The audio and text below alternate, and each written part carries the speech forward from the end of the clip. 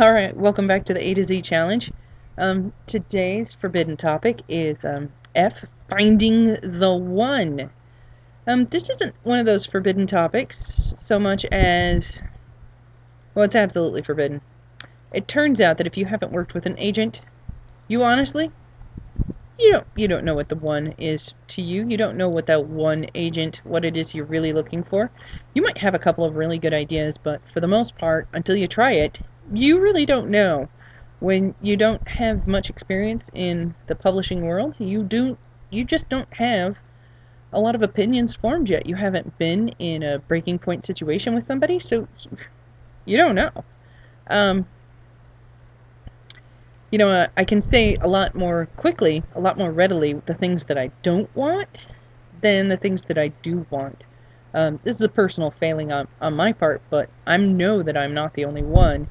And so when we're talking about what we think we want as far as an agent is concerned, when push comes to shove, it probably isn't. It's not accurate. And so this is one of those topics where we should be kind of careful about talking about it on the internet, because this could really offend somebody if you're like, oh, the perfect agent for me is a Doctor Who fanatic who also happens to be a Star Wars enthusiast, not Star Trek.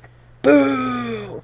You know, you can imagine that if you had a list, say, of things that made your perfect agent, that could actually be a way to come back and bite you in the butt, should an agent come around and be, seriously interested. And then they see this list, this post that you've made, railing against the world about what your perfect agent will be, which is great if they match that. But it's really terrible if they don't. What if you said something like, "Oh, I could never work with a man who is into monster trucks," and it just so happens that there's this agent who's also into monster trucks and loves your book, right?